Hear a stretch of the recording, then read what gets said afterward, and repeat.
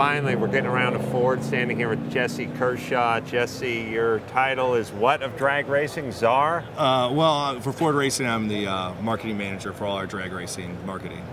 And how is, and people don't realize, or maybe they do, but drag racing goes from the insane, you know, Top Fuel stuff and funny car stuff all the way down to just like bracket stuff, right? Yes, I mean, well, the beauty of drag racing is that anybody can do it, right? You can go to a drag strip, you can take your Ford out there, and we're at the showroom floor, and you can go see where you're at, and then you can buy some performance parts, you can go a little faster, and then, as you noted, you can get all the way up to John Force with 8,000 horsepower, where they're rebuilding the engine after every run. Behind us is a legendary car. It's a Fairlane Thunderbolt. This thing, probably predecessor to the funny cars, right? I mean, well, really, this car signifies Ford really embracing drag racing, in that it was purpose-built for drag racers to go out there. Super lightweight, got it everywhere. Lightweight, it's got the teardrop hood, so it has the cowl induction style. Right. You can see in the front end where we opened up the grille to allow more air to flow through there.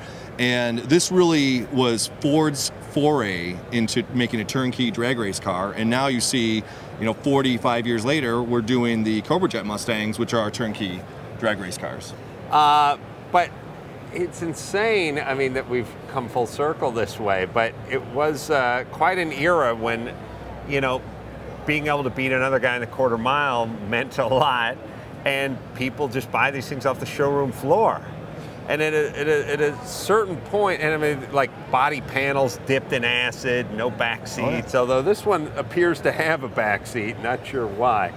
But one folks would take the whole saw to the whole car, wherever it could cover it with a trim panel and fillet, right. Yeah, because weight, the enemy of the quarter mile. So the program goes with the new, so Ford has a new Mustang Cobra. Are we calling it Cobra Jet? Cobra Jet is the drag car. Yeah, we're doing, in 2008, we decided to do 50 units to make it NHRA legal of a new Cobra Jet. And this was reminiscent of the 68 Cobra Jet. Homologated. Exactly. You got to do 50 examples, That's exactly it. And so in 1968, Ferrari would have done 3. And just pushed made it through anyway. Grease the skids. Well, we have integrity, so we wanted to stay legit. And in 68, they built 50 cars. The car went to the Winter Nationals, first time out, and won. It was unprecedented. Some go, some blow, but obviously this one did not blow. Goes. Yeah. So you made 50 of these babies. And well, in 2008, we resurrected the name. We made another 50, and we went to the Winter Nationals. And you would not believe what happened. We won again, first time out. And a lot of it is bracket racing, which is amazing. So it's not heads-up racing necessarily. Right. I mean, it really shows the skill of the driver. And we had the car logoed exactly like the car that won in 1968. What are the odds of that? They beat a rocket car. They started 4 feet from Bad the finish launch, line. red light on the launch, and it's all history. All right, well, there's other cars to be seen here. Now, I know you're a drag racing man, not an endurance man, but my buddy Donnie over here is going to... He's going to pop his hymen if we don't look at the Ken Miles GT40 He's going to have a problem. over here. We just got to do it. Basically got chipped out of Le Mans when they told him to slow down, and then they go on total distance traveled and whatever it is. The Europeans screwed us out of a win here, right? Well, actually, I mean, this car is most famous for the 1-2-3 finish. Sure. That's the one. That's when we pulled back.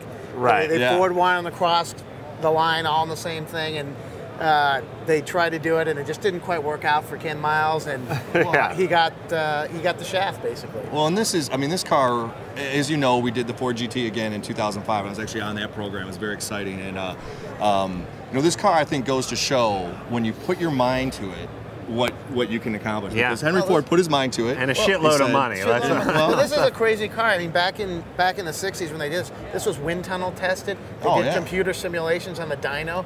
There was nothing, I mean, in any auto manufacturer doing that in any racing at all. I'll tell you, we've got actually someone here, if I could bring him in, who was actually at Le Mans when they won this. He was one of the crew guys there, and he's still with Ford and with Ford Racing. If we could bring him over. Hey, Mose. Wow. Oh, come on over.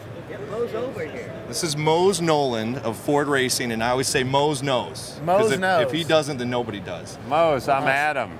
Adam, that's Sandy. Sandy, good to meet you, Mose. Mose, you were at Le Mans when this car was running? Yeah, 1966, certainly. This car's All right, now don't hit me if I screw this up, but this is a big block car, right? Yes, it is. It's a 427, and because it's a Mark II, it ran on a single 4-barrel. The Mark IVs ran on dual Weber's? quads. Dual quads. 8-barrel, certainly. Yeah. But yeah, it was. And Mose, what was your job back then? Just tuning the engines. Were you the guy that was squirting the gas in and starting these up? I remember seeing some of the old footage. Yeah, popping the lashing the valves and checking the leak down at night and jetting carburetors and setting timing and stuff like that. So, wow, and how exciting! And it was. So was that your first? That's your first Le Mans, right? It was my first, 66. Oh, 66. 66, and then I went back in 67. Did the same thing in 67. Now, did you expect to win when you were on your way?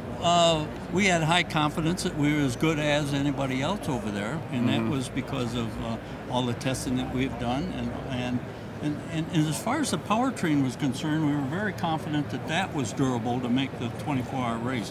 If you probably heard the story that in our dynamometer facility, we took 2 dynos to represent the rear wheels. Ken Miles had taped the track, and we actually had servos shifting and clutching and working the throttle, and we ran 24 hours.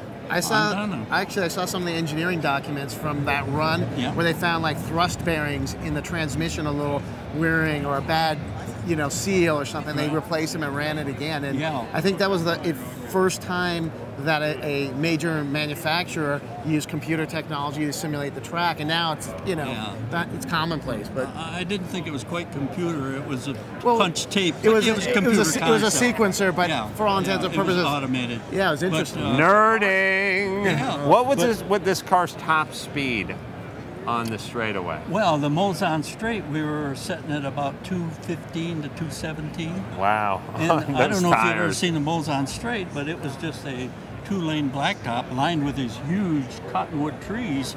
Those guys were nuts to go down through there. I've watched a couple of videos that were taken off of film of a lap at Le Mans in the GT40, and you're just going, when are they going to slow down for the curve? And they just keep laying into it, and just I think they were flat out at like a click over 200. And you're going, that's crazy for that technology. Well, the crazy part of it was at the end of the Mosan Straight was the White House turn, and that was a 90-degree turn, which was probably a 30 mile an hour turn. Wow. So it was down to Mosan, wide open, and onto the brakes. The brake rotors would glow to the point where you could see the shadow of the uprights behind them.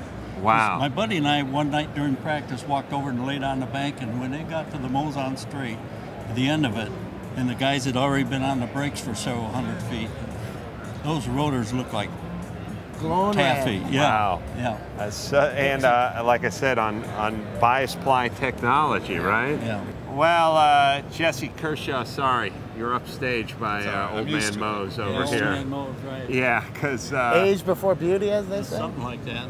We were standing in front of a fair lane, and then we spotted a car that won at Le Mans, so we decided to mosey on. It should have won at Le Mans. Sorry.